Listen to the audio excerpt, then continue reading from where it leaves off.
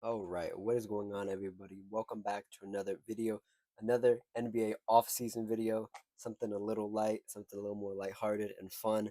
Still, always news, always something to talk about in the NBA. So if you like what I have to say, like the video. If you have your own opinions, comment it down below. If you like the vibes, consider subscribing. So we got some Phoenix Suns and Devin Booker stuff to talk about.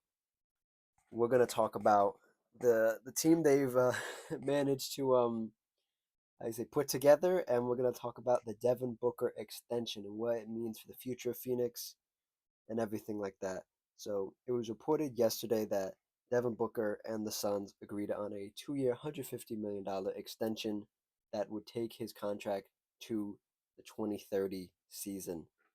He will make 200 or 321 million over the next 5 seasons. So he is in Phoenix for the long haul. Um, for now. Pen to paper, he's there for the next 5 years. Um, Another fun fact is that Devin Booker, 2015 NBA draft, is the only person from that draft still with the team that drafted them. So he has been loyal. I think there's been a lot of speculation that in past years that he would be out of here at this point in his career. Um, he's gotten to play with a lot of guys as so far. Um, I do want to talk about Devin. I do want to talk about the team as well because the team um, is is questionable. When I was getting ready for this video, preparing for this video, I was looking at this roster, and I talked about it in my other video, my other NBA offseason video, where I talked about the little signings, the little trades that happened um, in the first week of the offseason, and the whole Phoenix Sun thing kind of came apart um, after the Kevin Durant trade, and it was speculated by almost everybody that what they got in return, those parts being some draft capital, um, Dylan Brooks, Jalen Green from the Rockets. Jalen Green would at least be rerouted, be turned somewhere else, because Jalen Green and Devin Booker, for what they're worth, and Devin Booker's a rich man's Jalen Green, and you could say Jalen Green's a poor man's Devin Booker by some measure of talent and skill. Um, that Jalen Green wouldn't be on this team because they play similarly, or they play the same position and they play similarly. And let me backtrack. The thought was Jalen Green's not gonna be on this team. We've gone through what was the second week of the off season, and he's not on a different team, and they've announced him on the team um, on socials. I believe they welcomed him to the team. So I'm going to assume if you welcome somebody to a team, you're not going to trade them, especially since you traded for that person. Let's see here. Did they announce him? Yeah, they announced him. Yeah, to what was this 50K likes? So people want him there, um, or some fans want him there. We'll put it that way. um, so it looks like they will play together, at least the first half of the season. Devin Booker and Jalen Green. And now I'll get to my point. The rest of this roster, um, there's a bunch of. I use this term a lot, and I haven't really specified the term, and I guess now is a great time to do it. When I say a bunch of guys, I don't mean bad players. I just mean guys. The guys that just play basketball. Like they don't do anything spectacularly. They don't do anything bad. They have the good nights. They have their bad nights. They're just guys. They're just out there playing basketball, right? Bunch of guys on this team. Um, Grayson Allen, Bol, um, who was this guy's name? Kobe Bray. That's Kobe with a Y. Jalen Bridges, Dylan Brooks, Ryan Dunn, Rasheer Fleming, draft pick, Colin Gillespie, um, got a new contract, staying in Phoenix. Jalen Green, we talked about. Nigel Hayes, CJ Huntley, Osa Ighodaro, Damian Lee, Kamal Malawach, draft pick, Monte Morris, Royce O'Neal, Nick Richards, Ty Washington, Mark Williams. Um, I was surprised to still see Royce O'Neal on this team. I have a sneaking suspicion that he will not be on this team past the trade deadline next season, depending on how the season goes for Phoenix. But looking at this team, it needs some fat trimmed off it. I did leave one key name off off the list I was reading, and that was Bradley Beal. Bradley Beal is supposedly, and I talked about this in a video, I think when the Phoenix Suns season ended, and I talked about it as almost like an improbability, but keep an eye on it, that Bradley Beal would get bought out.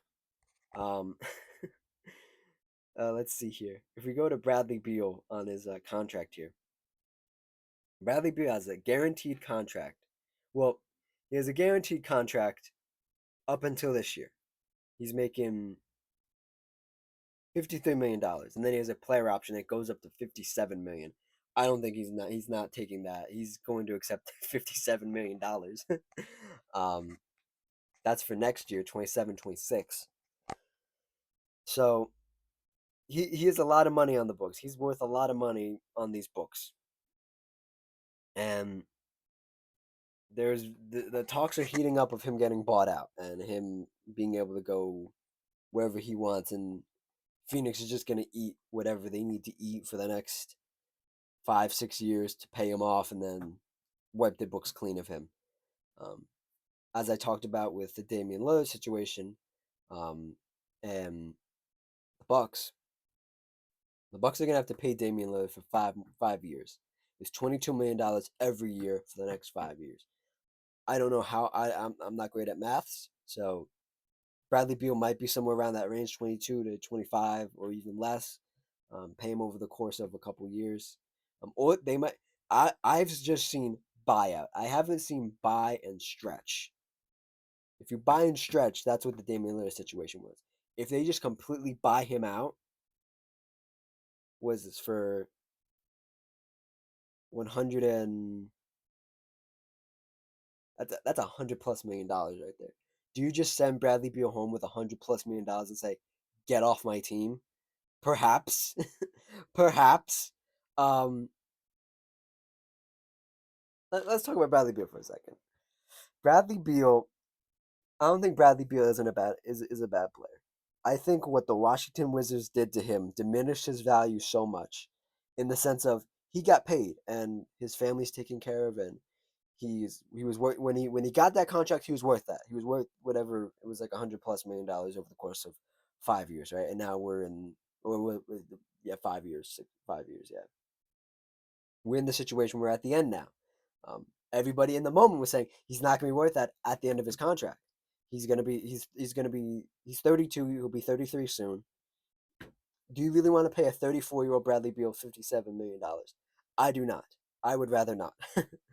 um, he's not a bad player. He's just not worth that money. And to be quite honest, I never thought he was worth that money. I always thought he was an okay second to third star on a playoff team, not even a championship team, just a playoff team. And I've seen talk of, if he is to be bought out, the Clippers, the Warriors, the was it the Bucks? Some of those contenders, borderline contenders. Lakers were also interested as well. Um, want Bradley Beal services, and they think they can rehabilitate his um, image. Not more or less his game. His game has been fine. He's been a little inconsistent at times, but that was always Bradley Beal. It's just more under a microscope because your contract is has $100 million left on it, and I think buying out would be the best course of action for this team. I think it would be just clean house entirely.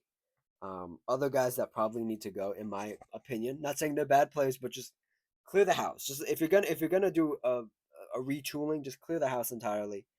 Um, get rid of Bol. You don't need Bol. You have so many freaking centers on this team now. Um, you picked up Mark Williams in the Yusuf Nurkic trade. You picked up Nick Richards in mid-season. We got Kamal Malawach, who I'm a big fan of in the draft. Um, you got Iguodaro, who got some PT last year, and you don't need Bobo. Focus on developing these guys I just mentioned, especially Mark Williams, Malawach, because Mark Williams has so much untapped potential at this point. Malawach is going to get some looks. Iguodala is going to get some looks again this season, and yeah. I would also say if the season starts going sideways and it looks like you guys are going to be bad, just get some value for Royce O'Neal because Royce O'Neal is a valuable asset on a championship team, um, or at least a playoff contending team. Same, I like Damian Lee on this team, but you try to trade Damian Lee too. Open up some time for guys like, well, what would be Grayson Allen, Dylan Brooks, who plays some too sometimes, Colin Gillespie, Jalen Green, obviously. Just clear up some space here because you're gonna have a bunch of guys sitting on the bench that probably need to play. I mean, you probably want to try to develop a little bit, see what you have with them, and yeah, that leads us into the guy who will be making some of these decisions: who's gonna play, who's not gonna play. Um, Phoenix has got another coach. Um, since Devin Booker's time in Phoenix, from 2014 or 2015 to last season, 2024, 2025, he's had one, two, three, well, four.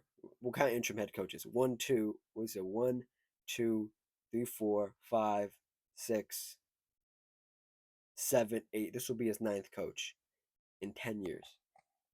Um, Not great. The likes of those coaches consist of Jeff Hornacek, who wasn't the greatest coach for the modern NBA. We'll put it that way. Um, Earl Watson, I believe this is Earl Watson. Yeah, Earl Watson. Um, Not a bad coach, just not anything special. You got who was this? Jay Tarantino, Torino. Yeah, okay, not great. Um, Igor. Oh, Koskovav. Yeah, we'll say that. Um, just an assistant coach. He's been an assistant coach on a bunch of teams. Um, Not a head coach. Um, Monty Williams, probably their best coach, and they probably should have kept him. And then you had Frank Vogel, um, Mike Budenholzer, and now Jordan Ott, who has never been a head coach. He's had assistant coaching stops since 2018 in Brooklyn, in um, LA with the Lakers, and in the latest stint, he had a stint in Cleveland. So, um, what should I expect? Well, from what I've heard, is that Devin Booker had a lot of say in who the next coach was going to be, and he signed off on this.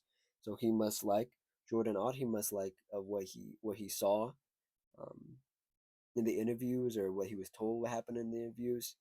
And Jordan Ott got the okay from your franchise leading scorer in Devin Booker and your star in Devin Booker. Um, I think this is okay. I always talk about this sort of stuff, especially with the I talked about with the Kings firing, I talked about it with the Knicks firing, I talked about it with the Memphis firing, I talked about it with a bunch of firings that happened during the season. Um, if you're firing your coach, is there a better coach out there? I don't think the Phoenix Suns operate under that. Haven't operated under that since they fired Monty Williams. I think you just brought in names. You brought in names like Mike Budenholzer, like Frank Vogel, who's a good coach. I think Frank Vogel is an underrated coach. Um, but genuinely, I think this is going to be a feeling out year. And like I said, there's going to be a lot of moving around. And I think there's going to be a lot of fat that's going to get cut off throughout the course of the season. And you're going to see this team trend younger. And I'm hopeful that a rookie coach in Jordan Ott could mold some of these guys into what he wants and what he thinks they could be the best versions of themselves, which is what a coach is supposed to do.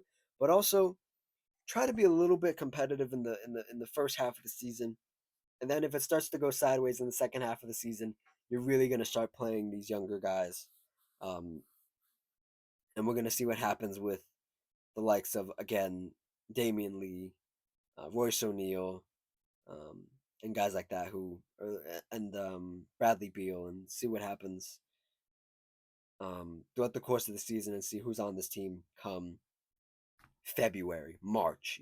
See what this team is. Because it sounds crazy, but I think this team does have the capacity to surprise people, at least come out hot and win some games. But as the course of the season goes on, they might lose some of that momentum. But that's a conversation for another day. Um, let's do our due diligence here and talk about some acquisitions the Suns got, and then we will talk about Devin Booker and his new contract and all that stuff. Let's see here. Let's talk about probably the most polarizing player um, dealt to Phoenix from Houston, Jalen Green, who's been very hit or miss. Right now, he is on. Let's see here. Jalen Green has 2 years guaranteed, and in 27-28, he has a player option for 36 million, which isn't bad. I think this is a great um, how do you say value. This is great value for Jalen Green, who, in all fairness, to me personally, there are some people that love Jalen Green and think he's going to be a freaking superstar. I do not fall in that camp. Um, I watched him in G League Ignite. I watched him. That was the pre NBA league he was in, obviously, or the pre NBA team he was on. Went college and played in a G League Ignite, and G League Ignite was a rocketing success. It was so successful that they shut it down. Um, um, anyways, that was a funny joke. Um, I think Jalen Green is at best sometimes a starter and at worst a six man. He has seasons here since his rookie year of 17 points, 22 points, 19 points, 21 points. His best year was his second year. His let's see here. His most efficient year was this past year, shooting 35% from three, 48% from two. Not his best 2 point shooting year, but his second best. And last year, oh no, his best field goal percentage year was his first year at 42.6,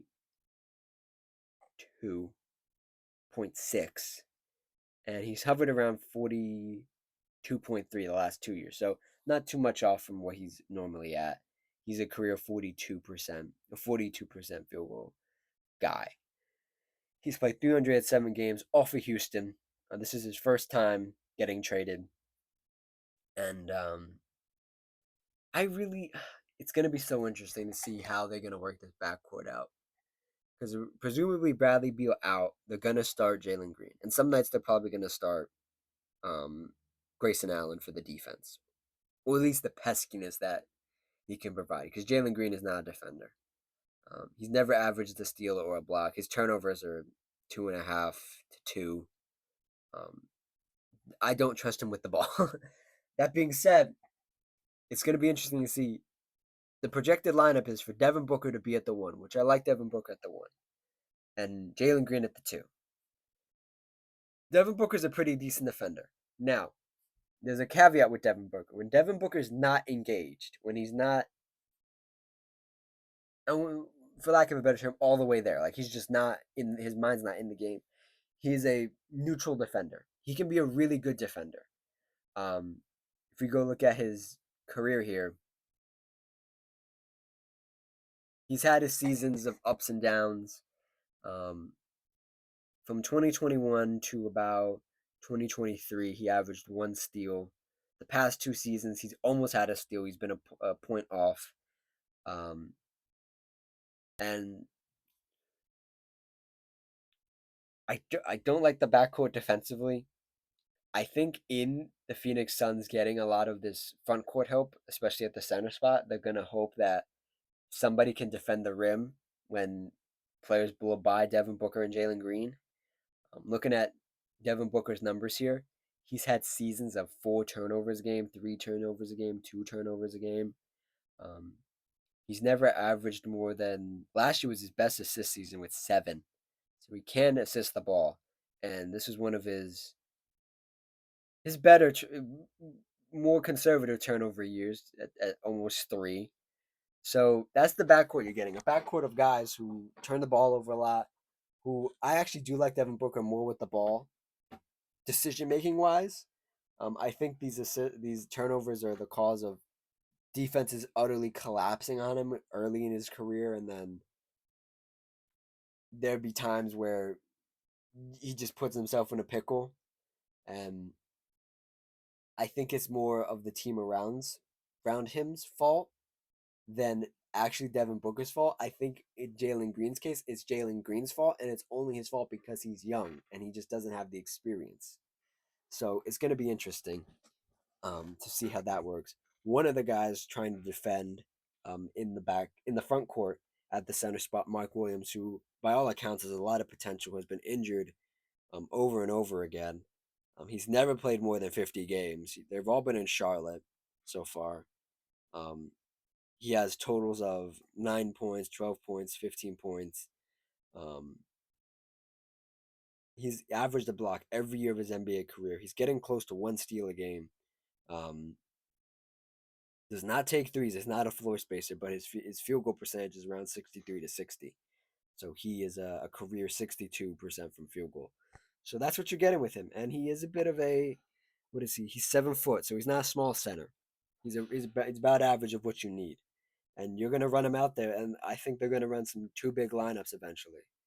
So he's gonna be out there playing some four, probably some five, definitely some five, probably some four. It's gonna be an interesting situation for Phoenix, and it's gonna be really interesting to see how Jordan Ott does these lineups because these lineups are gonna be super interesting. Um, let's talk about Devin Booker right here at the end. I'm a big Devin Booker fan. I've been a fan since um, the draft. I did not watch him in college. If you do not know, Devin Booker was a virtual, I won't say nobody in college, but he was like just again, another guy. He's just another guy in college. And um, he's been loyal, man. 10 years NBA experience, career 24 points per game, um, three turnovers a game, one steal, five assists, um, 35% from three. Let's see here. Where's field goal? 46% from field goal. 673 games for Devin Booker. And the bigger question to me is I'm wondering how they're selling Devin Booker on this team and going forward the next 5 years. Because again, like I mentioned, if you buy out Bradley Beal, there's going to be a situation where you're going to keep paying him, and that money is going to stay on your books for the next 5 years. You're paying Devin Booker. You're effectively paying Bradley Beal, and then I just listed the team and the positives and the negatives. This team is not going to compete. It's not competing this year. It's not. It's just not competing this year. They're not going for the championship. Devin Booker has one finals appearance, four All Stars, two All NBAs, um, couple gold medals. Um, what is the future for the Phoenix Suns and Devin Booker? And I came to the conclusion personally that I do want to do a deep dive on this. The Phoenix Suns will probably be my next team in the Turmoil series. If you want to check out my first one about the Dallas Mavericks, I'll put a card in the top right corner. Just click it. It'll take you to the video. It's an interesting video. It's going to be an interesting series. I waited to the off season to do the next one, this next video in the Turmoil series. I'll be working on it all this month, so we'll see. It's gonna be very interesting. I'm gonna take a deep dive into the Phoenix Suns. That's why I kind of did this video as a little appetizer. But I think, just off the top of my head, not looking at anything too deep, is that Devin Booker is gonna be a Phoenix Sun for life, and I think this team has the potential to turn it around. I just don't know when that's gonna be. Um, how old's Devin Booker right now? Devin Booker is he's 28. He's 28. So, and his birthday's in October, so right before the season starts. So, beginning next season is going to be 29. So, 29, 30, 31, 32, 33. At the end of his contract, Devin Booker's going to be 33 years old. I'm not saying he's going to decline. I think he's been fine. I think he's just the team's always been it's been a confusing mess at times. It's been surprisingly brilliant with DeAndre and Chris Paul. Monty Williams is the coach, and he has some great guys around those pillars. Um, I think this is what I think. I think these next 2 years, like literally 2 years, you are going to have to really try to turn this team around, and you're going to have to show Devin that hey, we're at least going to be competitive. Because I find the worst thing to be in the NBA is middle of the pack. But I think that's where the Phoenix Suns are destined to be in this Devin Booker era, or at least with Devin Booker on the team. I, there was again, there's some really good moments for these Phoenix Suns teams in the past. If I go look at their seasons here since Devin Booker was on the team, they've had seasons of 19 wins, and then they've had seasons of 51 wins, 64, 49. So it's fluctuated. They've been to the finals. They've lost in the semi-conference finals twice. Um, they lost in the first round in 23, 24. And before that, before those things I just named, from 2015 to 2020, or 2019, 2020, they didn't make the playoffs. They were terrible. There was a year, there was that year in the bubble where they won all their games, but they still didn't make the playoffs. It was a weird circumstance. Um, but yeah, I I think let me redact my statement and reframe it. I think Devin Booker wants to be a Phoenix Sun for life. I think when it comes down to it, if in these next 2 years or these next 3 years, the team isn't good and they look like they're heading towards a rebuild even more than they are now, I think Devin Booker's out of there. Does he want to leave? I don't think so. I think he'd just rather ride it out and then would be crazy just retire at 33 and just call it a career, be the best Phoenix Sun in history. Um, I think that's totally a possibility. But I also think that I have a little bit of faith. My last bit of faith for this team lies in this year and next year and seeing what they do. Um, I think it's been a tumultuous past couple years with Bradley Beal and Kevin Durant. Even in the moment, I said you just need Kevin Durant and Devin Booker. You don't need Bradley Beal. Bradley Beal is such a net negative. He brought nothing. He was the exact same. Devin Booker's been in the situation before. Bradley Beal with he's almost the exact same player as Devin Booker. It's a redundant play style, and I said this sounds familiar because I just said it with Jalen Green. It's a redundant play style. Devin Booker's a couple years older, a little more experienced now than he was when Bradley Beal came to the team. But I still think the situation is not great. Um, and we'll see what happens with the Phoenix Suns, man. Um, I'm gonna do a couple more of these videos throughout the season, talking about teams. I did. It's just so funny to talk about losers or like teams that just did okay because they are the teams that are just middle of the pack and they aren't going anywhere fast. We'll see what happens with this Phoenix Suns team. Um, we will talk about and dive more deep dive into the winners. Um, Teams that even didn't make a lot of moves but have moved up in the ladder of their conference. We'll talk about that, and we'll talk about some WNBA stuff later this week. So yeah, thank you for watching. Like, comment, subscribe, all that good stuff, and I will see you guys next time. Cheers.